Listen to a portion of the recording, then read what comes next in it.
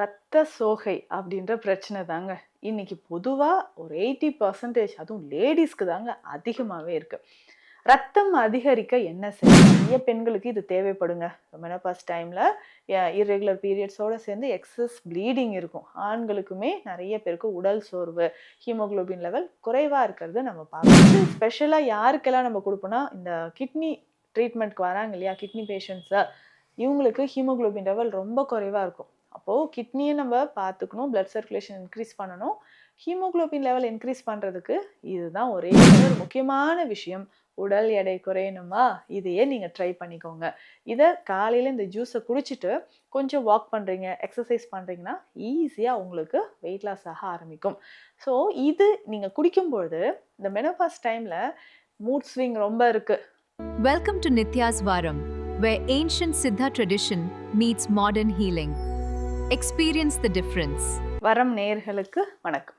நான் doctor Nithya, Siddha physician. ரத்த சோகை அப்படின்ற பிரச்சனை தாங்க இன்னைக்கு பொதுவாக ஒரு 80% அதுவும் லேடீஸ்க்கு தாங்க அதிகமாகவே இருக்கு. ரத்தம் அதிகரிக்க என்ன செய்யலாம்? சித்த மருத்துவத்தில் நிறைய மருந்துகளும் சித்தர்கள் நமக்கு சொல்லியிருக்காங்க. அதை தாண்டி உணவு முறையில் நம்ம ரத்தம் அதிகரிக்க என்னென்ன செய்யலான்றதை தெரிஞ்சுக்கலாம். பெரும்பாலும் பெண்களுக்கு இந்த மெனோபாஸ் டைமில் அதிகமாக எக்ஸஸ் ப்ளீடிங் இருக்கும். நிறைய பேருக்கு நம்ம பார்த்துருக்குறோம்.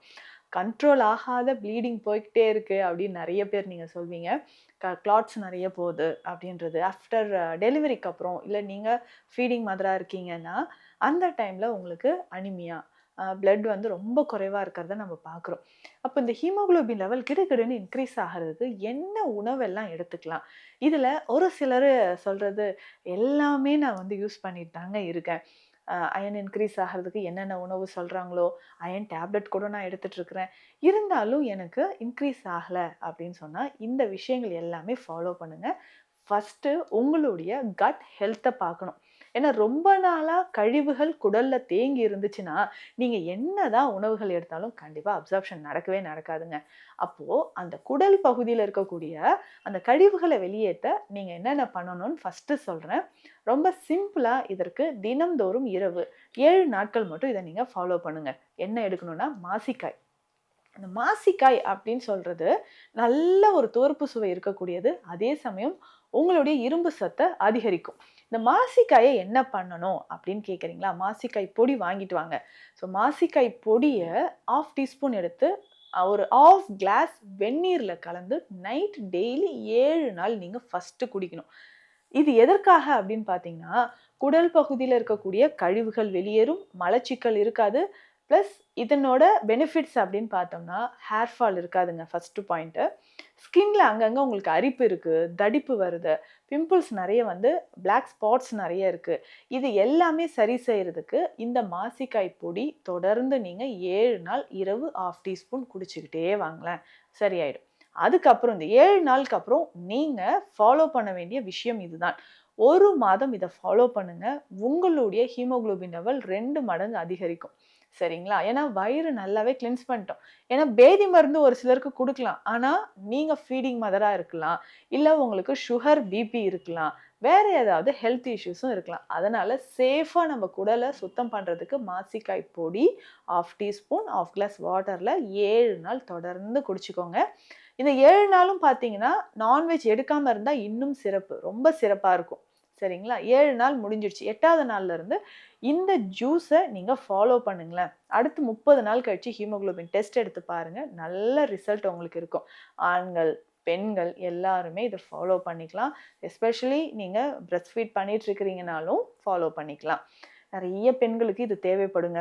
மெனோபாஸ் டைமில் இர்ரெகுலர் பீரியட்ஸோடு சேர்ந்து எக்ஸஸ் ப்ளீடிங் இருக்கும். ஆண்களுக்குமே நிறைய பேருக்கு உடல் சோர்வு, ஹீமோகுளோபின் லெவல் குறைவாக இருக்கிறது நம்ம பார்க்குறோம். இதற்கு என்ன பண்ணலான்னா, ஒரு 7லேருந்து 8 உலர் திராட்சை இரவு நேரத்திலே இதை தண்ணீரில் போட்டு ஊற வச்சுருங்க. சரிங்களா? அடுத்தது காலையில் நீங்கள் செய்ய வேண்டியது இந்த ஒரு விஷயந்தாங்க. மாதுளை, நல்ல ஒரு முழு மாதுளை, நாட்டு மாதுளையாக எடுத்துக்கோங்க. ஸோ மாதுளை 1 முழுசாக எடுத்து வச்சுக்கணும்.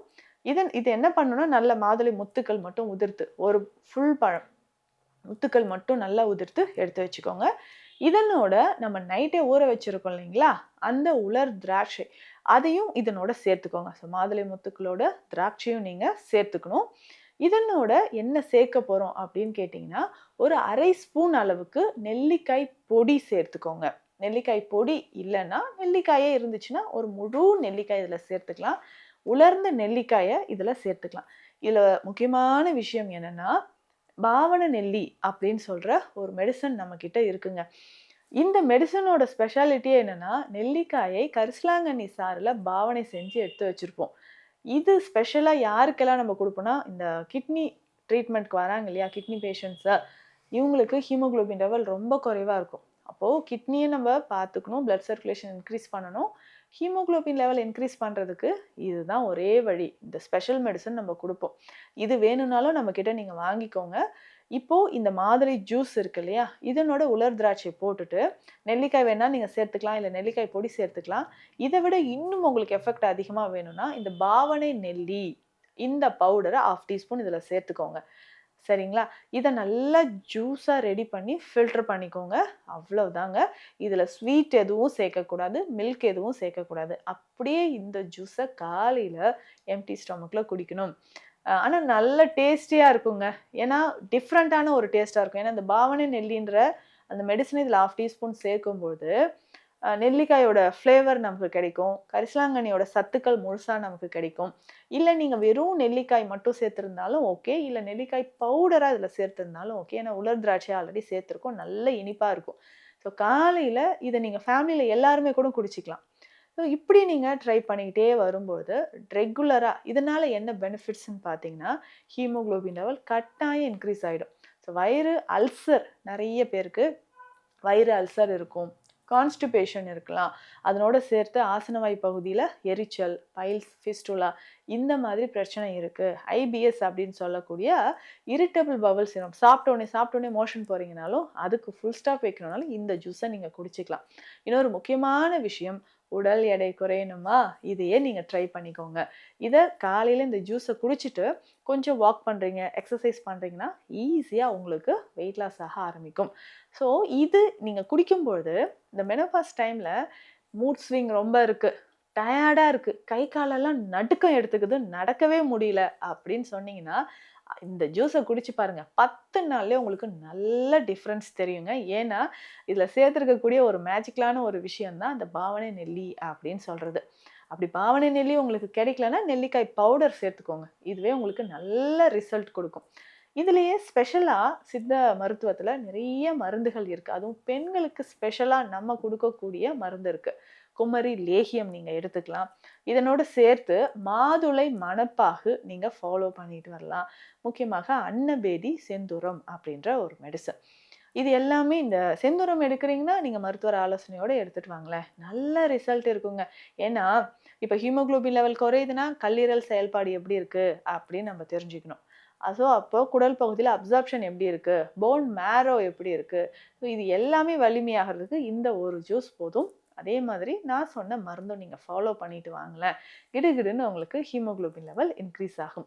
மேலும் இது தொடர்பான மருத்துவ ஆலோசனைகளுக்கு ஸ்கிரீன்ல இருக்கிற நம்பருக்கு காண்டாக்ட் பண்ணுங்க.